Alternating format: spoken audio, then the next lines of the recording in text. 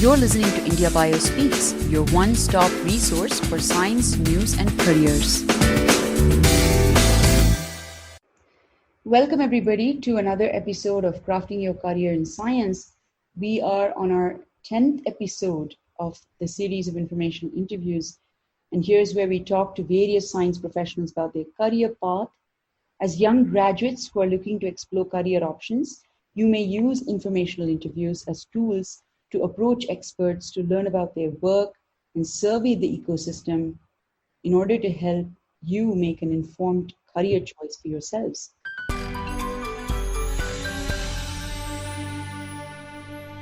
Today we are joined by Mohammad Atif Alam. Atif is a Senior Business Development and Project Manager at CCAMP. Thank you, Atif, for joining us today in this informational interview chat. You're welcome, Lakshmi, and thank you for having me with the IndiaBioscience podcast. Atif, let's begin by your career journey with your academic background. You did your bachelor's and master's in biochemistry and a PhD in cell and developmental biology from IIT Kanpur. You also briefly worked in Piramal Life Sciences as a postdoc and then a research scientist. So can you briefly describe your career path from that of doing science to that of enabling science? So during my PhD in developmental biology, I understood my strengths and limitations and wanted to work using my strengths. So I wanted to switch from discovery science to applicable science. And that was my single-pointedly exploring options in the biotech, biopharma, or healthcare industry. Luckily, got an interview for an industry postdoc through a friend and ended up at Piramal Life Sciences, Mumbai. At first, I was hired there to do a work similar to my PhD lab, that is using same model system, Drosophila, but this time for early stage drug discovery. It was there that my interest to learn new things helped in my lateral movement within the company. And that gave me an opportunity to work as a research scientist uh, at the same organization. So while doing my postdoc, I learned some cell culture techniques, tools, etc. for the drug discovery pipeline, and also about the business of science and project management in general. At that point, the company's interest or business interest shifted from this drug discovery to discovery research services. And that's when I decided to move and started looking for opportunities elsewhere.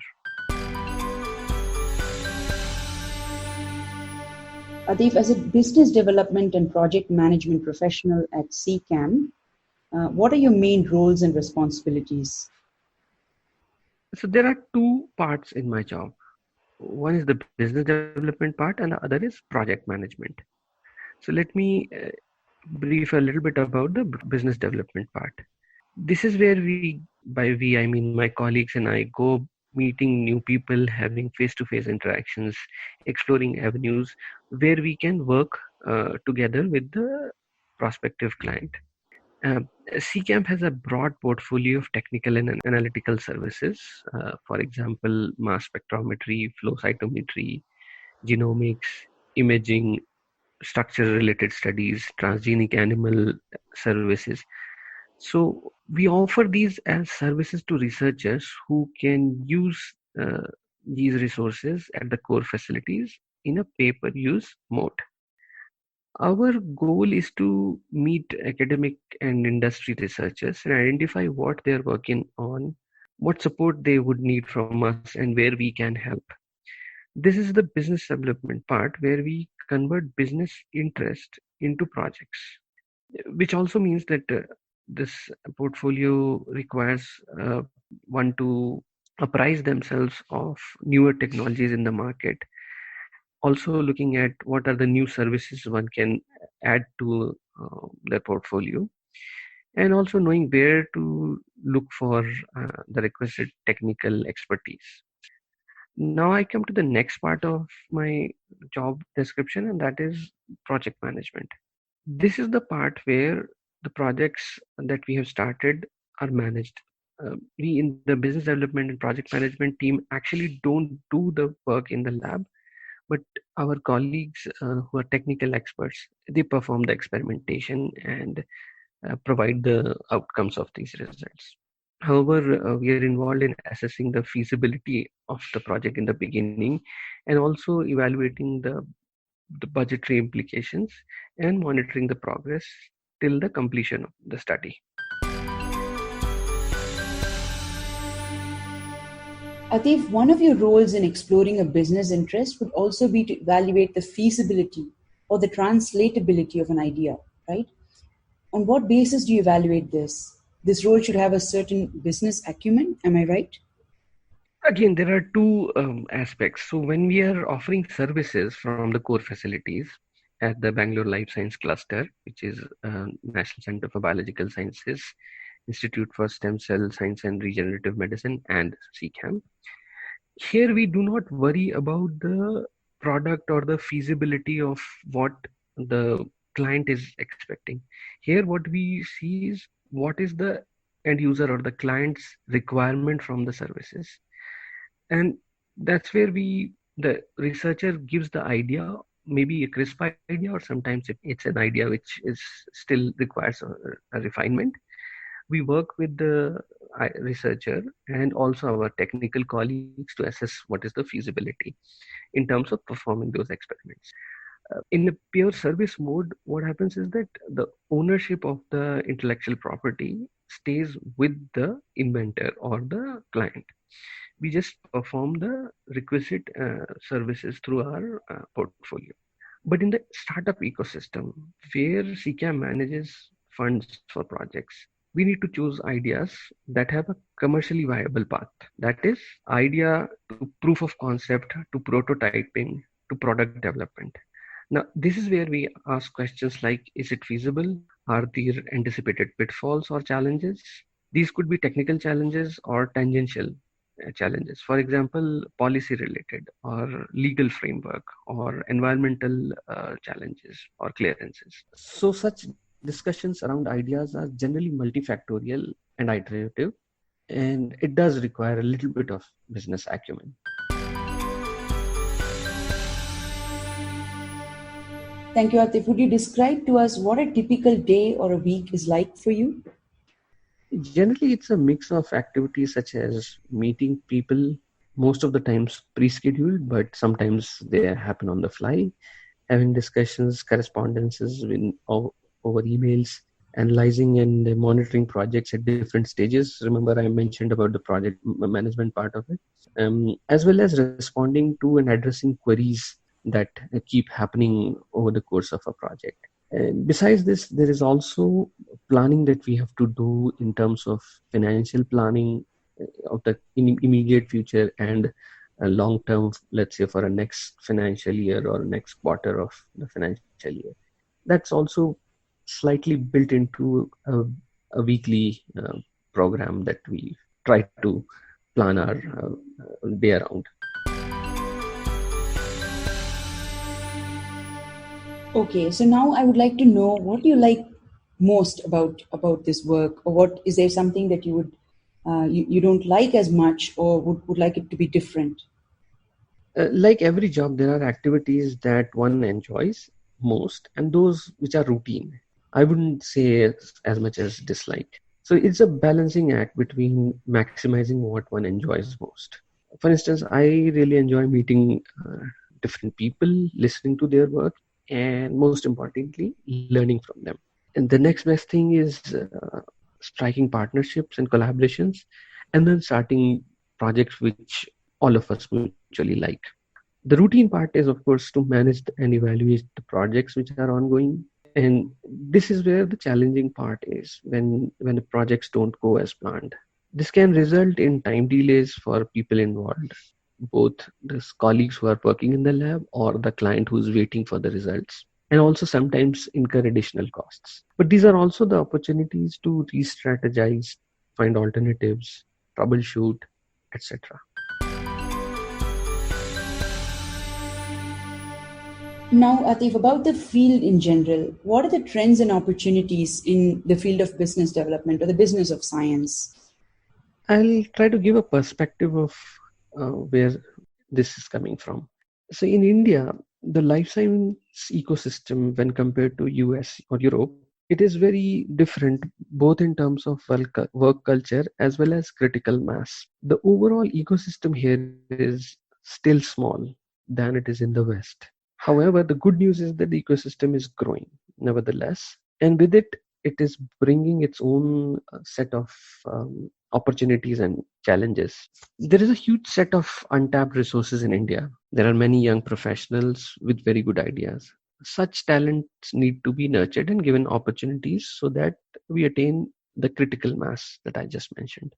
Not only should there be opportunities to succeed, there should also be opportunities to fail. As a culture, we are very competitive, of course, but not very good at taking failures. But any innovation here comes from a string of failures. And as a culture, we need to embrace failures and learn to take them in our stride. Thanks, Atif. That's really nicely put, and thanks for giving an overview of the Indian ecosystem of innovation ecosystem. So, with that, I want to ask you next, if graduate student wants to prepare for a career in the business of science or business development, what skills tend to be valued, and how can they prepare to enter this field? So, if one is planning from a scientific training to venture into the aspects of business development or the business of science, first of all, of course, they have to be well ingrained with their scientific training, and they need to be able to also understand the overall big picture of the conversation.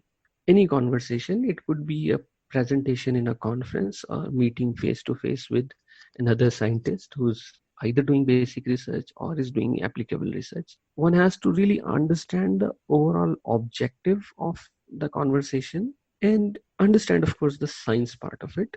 That doesn't mean one has to be expert in all the scientific fields, but a basic scientific training is a must, and that should suffice. It's always a added factor if one is good with numbers at forecasting and strategizing. But what is most important, I would say, is the soft skills. How one communicates, how one can listen, and how one can interface with people. These are the most important factors, in my opinion. Communication skills, as I said, are very valuable, both oral and written. Writing to the point, getting across your point of view, and making a good first impression are all very important. And I cannot emphasize more on the soft skills part of the training, which unfortunately doesn't come through mm, during the regular scientific training we all receive.